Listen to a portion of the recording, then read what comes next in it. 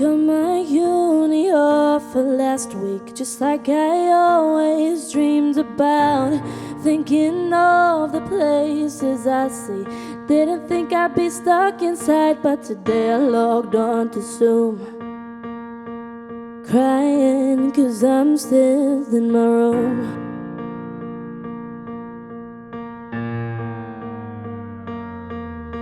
And I know if there was no virus, it won't be this way for long.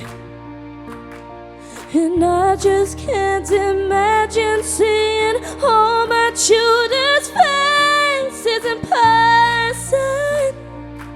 I guess I'll never know what the inside of uni looks like, 'cause I came to learn, but I attend university. Hello and welcome to the Cards and Comedy Night. Enjoy. Hello everybody and welcome to the Little Cards and Comedy Night. My name's Harry and I'll be your compare for the show today. I hope you enjoyed the little tune we just had on, a nice parody by our very own Lipper students. Up next we have Oscar, a second year actor who's filling his role as a very, very good magician. Let's see how that is. Hi guys, my name is Oscar Leonard. I'm a magician, an actor and writer. I'm based in Surrey, I'm from Surrey, but I'm also in Liverpool because I'm studying here. And for your cards and comedy evening, I thought I'd do some magic for you. Obviously, due to lockdown and COVID, I'm filming this in my room, so do forgive the lack of professional environment, but I hope the magic wasn't too compromised, and enjoy, yeah. So I'm going to tell you about how they mix a pack of cards in casinos around the world. So they often give them a cut, and then they complete the cut, and that'll go around the table, and everyone who's playing will give the cards a cut. And then they'll get back to the dealer, who'll give them a running cut or a ladder cut, just like so, and entirely mix the order of the pack. And sometimes they're given fancy ones, but not too often, because they often associate this with trickery and magic, funnily enough. So, I've been playing a lot of cards with my family over this quarantine period, and I thought I'd tell you a little bit about them. So there's my brother and I, and we've always had quite good jokes between us. And we were raised by my mum and my dad. Now mine and my brother's life began in Bushy Park Road in Teddington, number, 28, but recently after that we moved to number 33. My brother shot off to university for 1, 2 and 3 years to get a first in psychology. Now I'm still at drama school and I'm not too, in the current climate, confident about getting a first, so maybe I'll settle with a 2, 1, or maybe that's still being a bit too optimistic. Maybe a 2, 2 is a bit more feasible. GCSEs were a funny time for us all. Obviously the current year has been postponed, but for me how many exams did I do? I did 10 exams, got roped into doing triple science. That's not 3 exams, that's actually 9 exams. I often messed around in these GCSE science classes. I thought I was the king of banter, but in hindsight I just acted like a bit of a 7-year-old. I only failed 1 exam though. That was German. It was only recently that I realised 9 meant no. So that wasn't the best memory of my school years. But enough of that. I want to tell you about a family holiday that I went on to Las Vegas, the casino capital of the world. Now obviously I couldn't go in any of these casinos because at the time I was only 16. But I focused a lot of my magic tricks around routines about sort of playing poker and blackjack. There was one magic shop in Vegas. It was on 54th Street. And it was on 54th Street where I met a wise old man, there he is, who taught me how to win at poker whenever I played it. Now, of course, I couldn't try this in professional environments because I was young and the punishments for cheating at poker in casinos in Vegas is very high. But I tried it out with my family. So I dealt 4 hands. My mum, she was very happy with her first hand because she got 2 7s, an ace, a queen and an 8. Not a bad first hand at all. But this was quickly put to bed after my dad, who after a cut of the cards, there's my dad, after a cut of the cards, he got 2 8s, 2 9s and a 5. A very good first hand, 2 pairs. Again, this was quickly put to shame after my brother, who thought he'd won it with his hand of 3 10s and 2 6s, a full house. But I reminded them all, you're playing cards with a magician, because I had a straight flush. And that is exactly what I learnt at 54th Street. Ladies and gents, obviously we're performing from our homes. I've got my lovely flatmate Oliver Mancini to be the hands and the beautiful assistant for this cards and comedy evening. Ollie, I've got 4 playing cards here, 1, 2, 3, 4.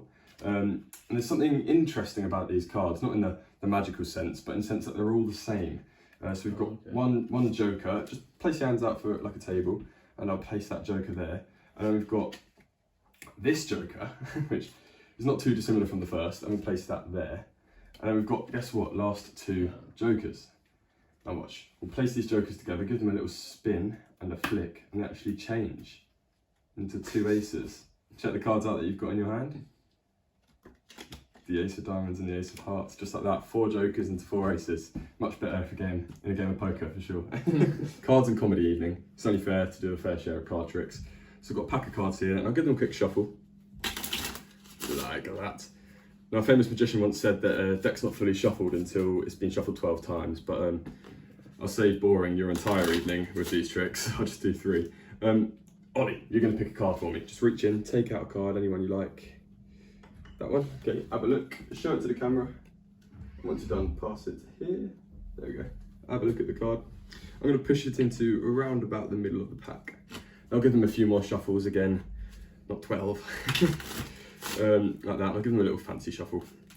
Try not to drop the cards. That's close. Right, and your card is going to magically jump to the top.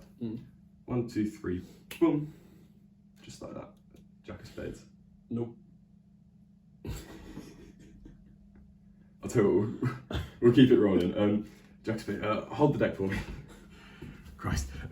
Jack of spades. I'll just place it into this little magic wallet actually.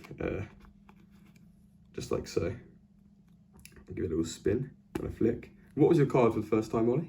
5 of hearts. 5 of hearts. So it just changes into the 5 of hearts. Just like that. And I'll give you a little souvenir to take home, in case you don't believe me. You know. Would you like that? Yeah. The 5 of hearts. Just like that. There we go. Oliver Mancini here has done me the great favour of locking me in these handcuffs. As you can see, they're kind of, I don't really know how to describe it. They're locked in and my wrists are gradually losing circulation. But this trick is in dedication to the late and great Harry Houdini, who was famous for escaping straitjackets, milk cans, the big ones, getting locked in coffins underwater and escaping. And Houdini was in impeccable physical condition. And as you know, I'm nowhere near quite the opposite. Lockdown has not benefited my fitness, and I'm not quite in the physical condition Houdini was in to escape a straitjacket. So I thought I would escape a suit jacket. Now, you've never seen this before, as I'm assuming neither have they. I'm handcuffed and I'm going to try and escape from this suit jacket. So let me try it. Ollie's going to raise the blanket above my head and I'm going to try and do this. So raise it up for me, Ollie. Right, so Houdini was in impeccable physical condition. And as we know, he could escape from almost anything. But I'm not quite in that. Oh, drop it a sec. Nearly, not quite there. Pretty good attempt. I'm still quite, I really can't really move this wrist at all. So raise it up one more time, let me try this. So Houdini would escape from, oh, there's my, did I knock the camera? No. so Houdini was in impeccable physical condition and he was notorious for actually dislocating body parts for getting out of his things. But right now I'm dislocating something else here. There we go. Right. Oh, hang on. I think I've nearly done it. I've nearly escaped. I think. Oh, hang on. Drop it, Ollie. Drop it. Oh, fuck's sake. Nah, that's definitely not right. This is hard, you know. I couldn't imagine doing this with an actual straitjacket. You managed to flip it about. It's quite a. I'll tell you what, let me try again. Right, raise it up for me, raise it up. So, as I said, Houdini was notorious for dislocating his body part. Oh, Ollie, drop it. Jesus. I think now's the brilliant time for you to recheck the locks. Do you mind just... How about if I do it like that? Oh, definitely not. I'll tell you what, raise up tight. Raise up the blanket for me. There we go. So, it's a very long process, and you have to go through it very methodological, I'd say, to take off the suit jacket. But I think...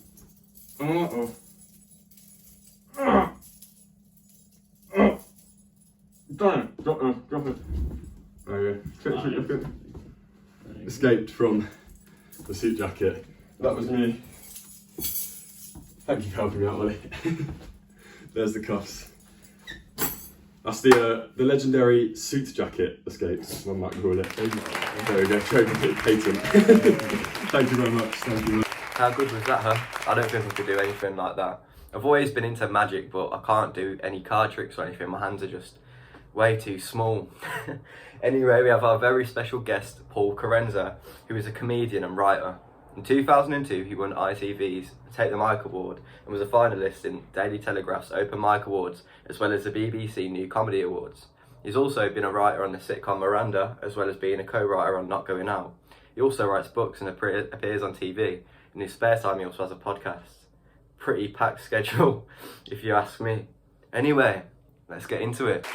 Hello, I'm Paul Carenza, and here are some jokes that no longer work since the pandemic. Knock, knock. Who's there? Oh, no one. I've just left your delivery on the bin lid and done a runner. Why did the chicken cross the road? Social distancing.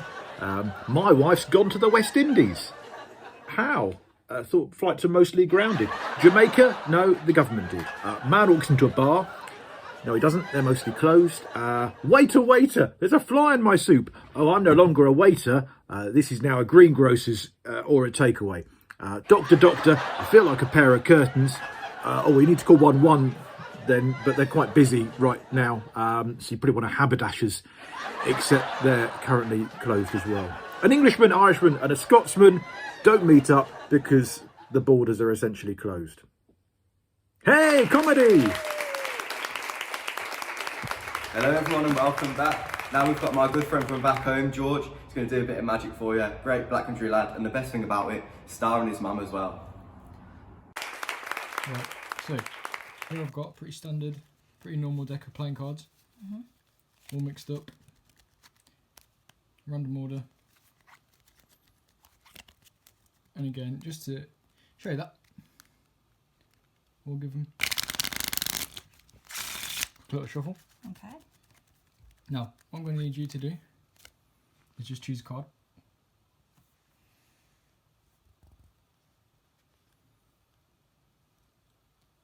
What's that one? Okay. Yeah. Right. So, what you can do is I want you to place it face down on the table. So, face up. Doesn't Face matter. up. Yeah, it doesn't matter if I see it. I want you just to give the card a sign. Right. So, we can all see this signed card, right? What I'm going to do is I'm going to take this signed card and I'm going to put it just there. Okay. Right. And I'll tell you what, I'm going to place the box on top just to show that there's nothing funny going on, right? Yeah. Now, what I'm going to do is, if I just take the next card up, I've got the King of Clubs. Okay. That one's going to be my card. Okay? Yeah. So what I'm going to do is I'm going to take my card, place my card just this side. Okay. Right. Now, I want you to pass me your hands. Much.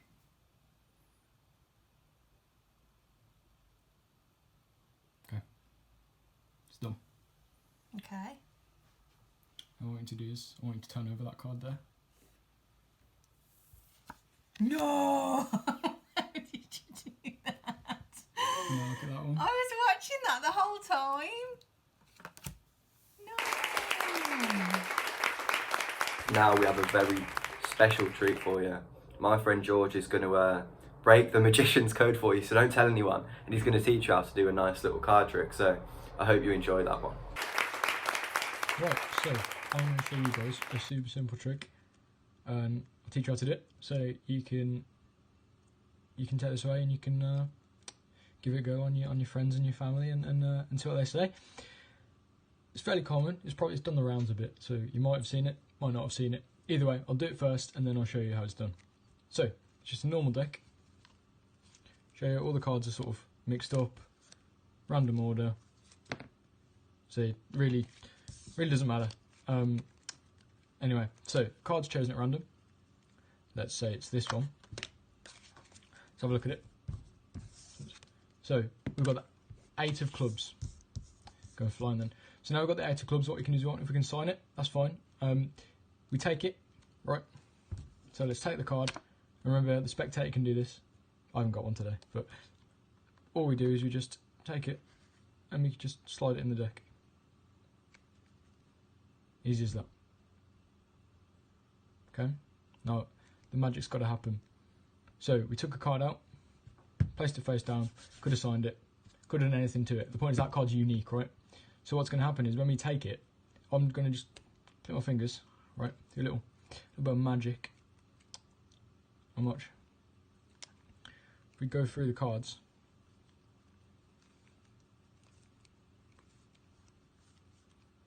you can see there, out of all the cards, our one chosen card is face up. And that's the trick. It's super simple. You might have seen how I did it then, especially if you know the trick, you probably know what to look for. The trick is in the setup. So, what we have on the bottom is a random card, like that. So we just turn over, let's say we turn over the bottom card before we start. So what we have now is normal deck like that, but from the bottom, it's like that. So you offer out the cards, try and make sure they don't choose the bottom card, because it would put a stop in your tracks then, but let's say they choose that one, can be any card, doesn't matter. So they've got the 5 of spades. And what you've got to do is you've got to waffle your way through it. You've got to get them looking up here at your face, looking at the card, because as they're doing that, your hand gestures are going to turn the deck over. Nice and smooth. The more practice you get, the better. Turn the deck over nice and smoothly. So what we now have is we've got this end of the deck. But from this angle, it just looks like the normal pack. It looks like nothing happened. So we take it, can go anywhere in the pack. Again, careful not to show this bottom card. Once you've done that, again, you've got to waffle your way through things. So you turn your cards back over when they're not looking, when they're looking at the card, when you're talking to them, whatever. Again, try and do it as smoothly as you can. It's difficult to show on camera, but you get the idea. And now it's about your delivery and your how you present it, because now everything's done for you, and you can see the other card is face up. So go and get yourself a deck of cards, start practicing, and we might have the next Dynamo moment. We now have our final guest of the night, Tom Homer, the poshest man in the whole of the Black Country, and he really knows how to rock a nice little jumper and a shirt. So let's have it, Tom. Well, that's it, isn't it? We all sat there this evening and thought, all right, we'll go out. You know, we want glamour, glitter, excitement. But you're here now. What a miserable world it is. I was listening to the radio earlier today, you know, and it said that part of the population in the world dying of this virus, another part, you know, is starving, another part's at war, you know, and Madonna's releasing a new album. And I was depressed, you know. I thought it's very depressing, you know. Everybody's sort of waiting, you know, for this all to be over so they can go out to see family, to see friends, to have parties, all of that. I personally don't really, you know, have any of those. I just want it to be over so I don't have to spend all day, every day watching TV. I mean, I don't know if you've ever tried it, you know, watching TV for a whole day. God, it's draining. I mean, for me, I start off at about 9 o'clock, you know, with sort of a whinging programme, you know, like Judge Rinder. With the sound off, it's depressing. You know, you see the captions come up, you know, I'm suing my dad because I'm embarrassed by his nose hair. You know, I'm suing my sister, we fell out 14 years ago over yogurt. You know, but the American ones, Judge Judy, it's so good. You know, all these big, horrible, dysfunctional people thumping each other, you know. And she'll sit there and she'll say things like, so Liz, you're suing your sister. Uh-huh. Because she had sex with your husband. Uh-huh. And this was in a church. Uh-huh. And this was during your mother's funeral. Uh-huh. You know. Well, I do think when I get to the end of them, I feel a little bit better. You know, I think, well, at least I don't have a large, horrible, dysfunctional family all thumping each other on TV. That gets me to about mid-morning. And then I'll watch, you know, well, there's nothing else to watch but DIY programmes. You know, and I remember about 5 years ago, there used to be like 4. But now there's tons, you know, there's like DIY SOS and 60-minute makeover and things like Homes Under the Hammer, you know, where they come back 6 months later, it's all done up, you know, and all of this. And the people who present these shows are sort of deemed celebrities, you know, when they're not really celebrities. They're estate agents and builders. And the only difference between those builders and our builders is that those builders turned up. You know, to me, a celebrity is someone like Tom Holland or Joan Collins, you know, or someone like that. You can't really have a claim to fame if you've got your own spirit level. You know, but then I'm racked with guilt sitting there watching these shows because I think, well, I shouldn't be sitting here, you know, during this pandemic. I should be up. I should be putting chicken wire on my kitchen cupboards. I should be cutting out shapes in MDF and spraying them silver and gluing them to the, you know, the TV stand. I should be putting perforated zinc over all of my windows. I thought they only did that when you've been evicted, but, you know, who cares? And it's like the gardening ones, you know, there's so many. I mean, I remember there used to be like one, and it used to be like Garden SOS or something like that. And I used to really like it, you know, because there'd be this poor old bloke, you know, and he'd be sent away on some pretext, and the team would go into his overgrown garden and whoosh. 2 days later, it'd just be covered in planks, you know, with like a cactus in a zinc bucket in the middle. You know, this poor old bugger would come back, you know, and go, oh, look, I've always wanted to sit on a lot of decking and look at, you know, a cactus. By the way, where are my gooseberry bushes? But that gets me to about lunchtime, and then I'll stop and have some lunch, highlight. And then I'll watch, you know, like a murder mystery film or like whatever film is on. Because on certain stations, they play the film all the way through with no adverts. Because I hate adverts, you know. I hate when you're watching something, it just gets to the good point and then an advert comes up and it's for something you never wanted, you know. And it's always things like, are you having difficulty to get credit? Are you struggling with small and manageable loans? Let us help you out and you can struggle with one enormous and manageable loan. You know, and there's always one for a stair lift in the afternoon. I can't wait till I'm old enough to have a stair lift. I think I'll never be off mine. I'll just be doing that 24/7. I don't know if it's just me, but has anyone else seen the one for the bath that opens up at the front? I mean, surely there must be a system to it by, you know, it doesn't just open whoosh rubber ducks all over the floor, you know. It must be like the door locks, the water drains out, you catch hypothermia, then the door opens, you know. And there's always one begging you to claim for compensation. Have you had an accident that wasn't your fault?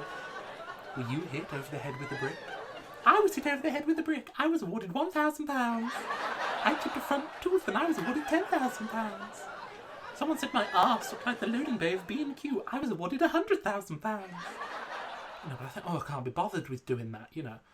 But they play this film right the way through with no adverts, and the films aren't very good, you know. They're sort of like 70s murder mystery sort of things. And if they're American, they feature the women who got too old to be in Charlie's Angels. But the British ones are actually pretty good, you know. They always start out the same. You know, they always start off with a girl and her friend, and she's looking for a flat to rent. You know, it says in the newspaper, flats to rent. I think, well, I'm with it so far, you know, I know what's going on. And the girl will go, oh, look, Carlton Towers. And a friend will grab her and be like, Carlton Towers? That is the place where 6 girls who look exactly like you have been murdered. I think it's a personal thing. But I wouldn't even go and look at it. You know, I'd sit there and go, no, I'm all right, thank you. I will stay in the sleeping bag in my parents' front room. I'm not bothered. But she always goes to look at it, this girl. You know, she's ducking under scene of crime tape to get in, walking past the chalked out body of the dead girl on the kitchen lino, you know. And she's still going, it's nice and airy. Do you think that my bookcase would fit between those 2 enormous mocking death threats written in blood on the wall? Well, she always moves in, this girl. You know, she always moves in. And within days, there's an infrared camera trained on her from across the road. You know, there's a pig's head behind the shower curtain with a blonde wig and lipstick. And there's a message on the answer phone from her psychopathic twin sister who was killed 10 years ago in a car crash. Does she run screaming from the flat? No. She opens the door in her bra and pants to a delivery boy with no identification carrying a ticking fruit basket.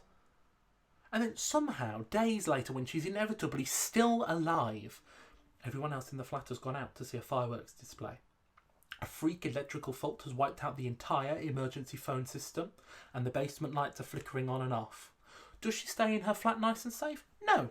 She goes down to the basement in the middle of the night to do her bloody washing.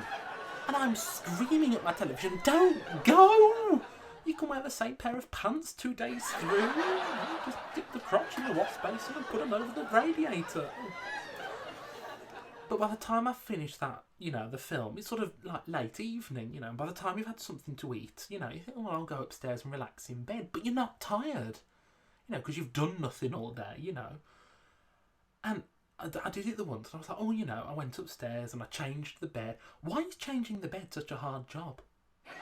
I start off and I'm like, yeah, I'm like pretty athletic and fit, and by the time I've finished, I'm like someone having a breathing attack, like this. I just can't do it anymore, So I'm lying in bed, and I've got the duvet into most of the corners. There's a bit of flap on that side, and I can't get comfortable. And I think, no, it's my back. No, it's my pillow. And I changed them over, because one of my pillows is nice, and the other one I got as a free gift from an insurance company. I think, well, it had to be thin to get through the letterbox. And I've had this pint of this nice milky bedtime drink to relax me, And I can't get comfortable.